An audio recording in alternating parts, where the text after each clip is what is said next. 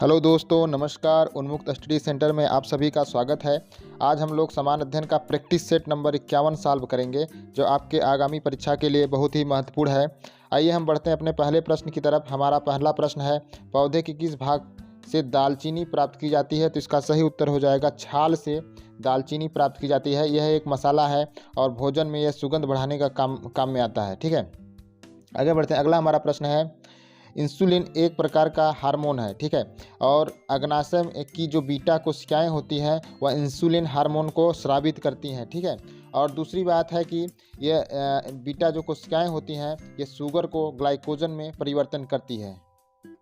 आगे बढ़ते हैं। अगला हमारा प्रश्न है, निम्नलिखित में कौन सा मानव हृदय तक शुद्ध रक्त पहुंचाता है? तो इसका सही उत्तर हो जाएगा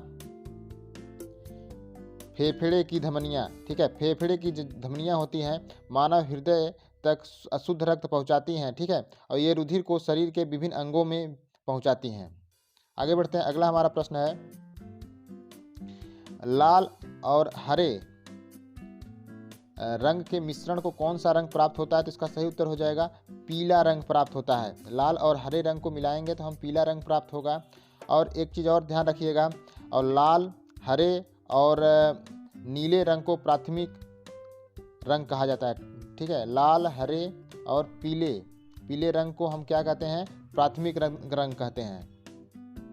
आगे बढ़ते हैं। अगला हमारा प्रश्न है, निम्नलिखित में कौन सा एल्युमिनियम का अयस्क है? तो इसका सही उत्तर हो जाएगा क्रायोलाइट। क्रायोलाइट जो है एल्युमिनियम का अयस्क है, ठीक है। आगे बढ़ते हैं। अगला हमारा प्रश्न है, शब्द गैम्बिट निम्नलिखित में से किस खेल से संबंधित है? तो इसका सही उत्तर हो जाएगा शतरंज खेल से संबंधित है। गैम्बिट जो है शतरंज खेल से संबंधित है। अगला हमारा प्रश्न है, निम्नलिखित में कौन सा देश सार्क का सदस्य नहीं है? चीन जो है आपका सार्क का सदस्य नहीं है। नेपाल, मालदीव, अफगानिस्तान सार्क के सदस्य हैं, लेकिन चीन नहीं है आपका। आगे बढ़ते हैं। अगला हमारा प्रश्न है, स्कर्वी रोग किस विटामिन की कमी के कारण होता है? तो याद रखिएगा विटामिन सी की कमी से स्कर्वी रोग होता है। और विटामिन सी जो है आपका जल में घुलनशील है। किसमें? जल में घुलनशील है, और इसको एस्कॉर्बिक अम्ल भी कहते हैं, ठीक है। आगे बढ़ते हैं। अगला हमारा प्रश्न है, इनमें दुर्बल अम्ल है सिट्रिक एसिड। आपका जो सिट्रिक एसिड है वह आपका दुर्बल अम्ल है, ठीक है। आगे बढ़ते हैं। अगला हमारा प्रश्न है, कपास के रेशे से प्राप्त होता है? तो इसका सही उत्तर हो जाएगा बीज के चोल से, ठीक है। इसमें देखेंगे हम लोग, इसका थोड़ा व्याख्या देख लेते हैं। जो कपास के बीज के चोल में बाह्य उपत्वचा की कोशिकाएं जो हैं लंबी होकर रेशे का रूप धारण कर लेती हैं, जिसे कपास का रेशा कहते हैं हम लोग।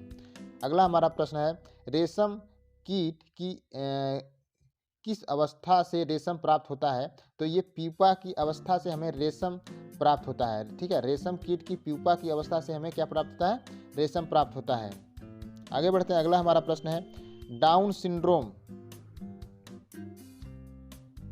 होता है? तो इसका सही उत्तर हो जाएगा आपका 21वीं गुणसूत्र की त्रिसूत्रता के कारण जो है यह डाउन सिंड्रोम होता है, ठीक है। आगे बढ़ते हैं। अगला हमारा प्रश्न है, पूर्ण आंतरिक परावर्तन संभव है जब प्रकाश चलता है? इसका सही उत्तर हो जाएगा कांच से जल में, ठीक है। इसकी हम व्याख्या देख लेते हैं। जब प्रकाश कांच से जल में चलता है तो पूर्ण आंतरिक परावर्तन संभव होता है, क्योंकि जब प्रकाश की किरण सघन माध्यम से विरल माध्यम में जाती है तो वह अभिलंब से दूर मुड़ जाती है, अतः परावर्तन कोण आपतित कोण से अधिक होता है। एक ऐसे आपतित कोण के लिए जो कि क्रांतिक कोण से अधिक है, प्रकाश पुनः सघन माध्यम में परावर्तित हो जाती है। इस परिघटना को पूर्ण आंतरिक परावर्तन कहा जाता है। आगे बढ़ते हैं। अगला हमारा प्रश्न है, अशोक के अधिकतर अभिलेख निम्नलिखित लिपियों में किसमें लिखे गए हैं? तो इसका सही उत्तर हो जाएगा अशोक के अधिकतर अभिलेख जो है ब्राह्मी लिपि में लिखे गए हैं। और इसके अलावा उसके खरोष्टी और आर्मेयिक ग्रीक लिपि में भी लेख मिले हुए हैं, लेकिन सर्वाधिक जो लिखे गए हैं ब्राह्मी लिपि में लिखे गए हैं। अगला हमारा प्रश्न है, निम्नलिखित में कौन सी एक पशु नस्ल दूध का सर्वाधिक मात्रा में उत्पादन करती है? सी इसका उत्तर होगा होल्स्टीन जो है दूध का सर्वाधिक मात्रा में उत्पादन करती है। अगला हमारा प्रश्न है, हर्षवर्धन के दरबारी कवि बाणभट्ट ने उनकी जीवनी हर्षचरित निम्नलिखित भाषाओं में किसमें लिखी थी? तो इसका सही उत्तर हो जाएगा संस्कृत में लिखी थी। और हर्षवर्धन का ऐतिहासिक विषय पर लिखा गया गद्य काव्य, जो इन्होंने गद्य में लिखा था इसको। ठीक है, आगे बढ़ते हैं। अगला हमारा प्रश्न है, जैन और बौद्ध भिक्षुओं के लिए आरंभिक विहार बने होते हैं। तो ये जो विहार बने होते थे ये पत्थर के बने होते थे। ठीक है, और भिक्षुओं जिसमें भिक्ष और भिक्षुणी रहते थे। ठीक है, आगे बढ़ते हैं। अगला हमारा प्रश्न है, कन्नौज पर लंबे समय तक त्रिपक्षीय संघर्ष किन राजवंशों के बीच हुआ? तो याद रखिएगा, यह आपका पाल, राष्ट्रकूट और गुज्जर प्रतिहारों के बीच हुआ था। ठीक है, आगे बढ़ते हैं। अगला हमारा प्रश्न है, सूफी मत के अनुसार खानकाह से अभिप्राय है। तो इसका सही उत्तर हो जाएगा ए, वे स्थान जहां सूफी संत बैठकों का आयोजन करते थे। अगला हमारा प्रश्न है, चोल मंदिर के विषय में निम्नलिखित कथनों में कौन सही है? तो इसमें आपका ए सही होगा। चोल मंदिर जो होते थे आर्थिक, सामाजिक, सांस्कृतिक जीवन के केंद्र थे। ठीक है, और ये एक तरह से मंदिर जो है ट्रस्टी की भांति कार्य करते थे और अनेक सामाजिक सांस्कृतिक गतिविधियों का संचालन भी ये करते थे। चोल राजाओं द्वारा ब्राह्मणों एवं मंदिरों को अत्यधिक भूमि दान में दी गई। आगे बढ़ते हैं। अगला हमारा प्रश्न है, दिल्ली सल्तनत के लिए लिखी गई तवारीख के विषय में निम्नलिखित कथनों में कौन सही है? इसका सही उत्तर ए हो जाएगा। तवारीख के लेखक शासकों के अच्छे शासन की आवश्यकता और न्यायसंगत शासन पर बल देते थे। अगला हमारा प्रश्न है, 19वीं सदी में निम्नलिखित में से किसने कुरान शरीफ की आयतों का हवाला देकर महिलाओं की शिक्षा के लिए तर्क किया?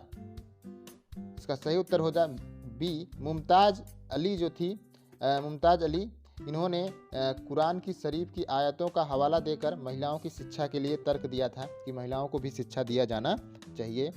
आगे बढ़ते हैं। अगला हमारा प्रश्न है, भारतीय संसद में शून्यकाल कब शुरू होता है? तो इसका सही उत्तर हो जाएगा ए, बैठक के पहले घंटे पर। अगला हमारा प्रश्न है, भारतीय राज्य की सरकार किस प्रकार की सरकार है? तो इसका सही उत्तर हो जाएगा लोकतांत्रिक सरकार है।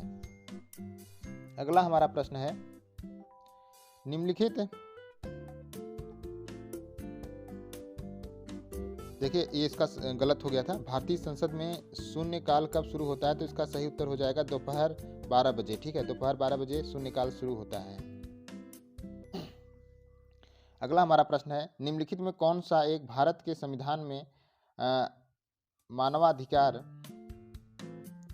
तो संविधान के अधीन मानवाधिकार है, साथ ही मूल अधिकार भी है। तो इसका सही उत्तर हो जाएगा आपका शिक्षा का अधिकार। ठीक है, शिक्षा का अधिकार जो है मानवाधिकार भी है और साथ ही मूल अधिकार भी है।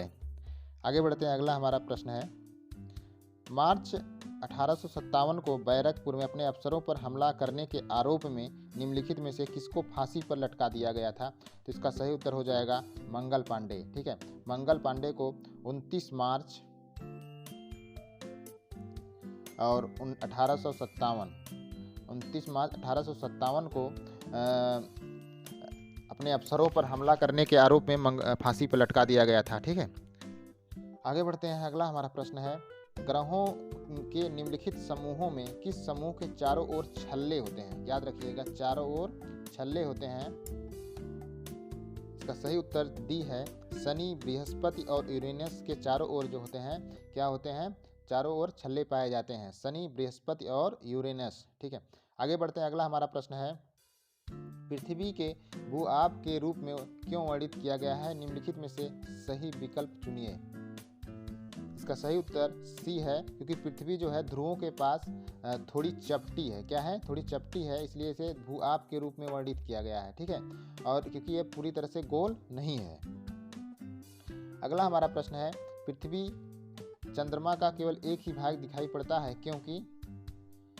इसका सही उत्तर डी होगा, क्योंकि जो चंद्रमा है पृथ्वी का एक चक्कर पूरा करने में जितना समय लेता है उतना समय अपने अक्ष पर एक चक्कर पूरा करने में समय लेता है। ठीक है, क्योंकि पृथ्वी जो है उसका जो चंद्रमा का जो घूर्णन है और परिभ्रमण काल दोनों लगभग समान है, इसलिए ये हमको एक ही भाग इसका दिखाई देता है। ठीक है दोस्तों, आज का ये हमारा दोस्तों प्रैक्टिस सेट था। कैसा लगा आप अपने कमेंट बॉक्स में हमको ज़रूर बताइए और हमारे चैनल को शेयर कीजिए, सब्सक्राइब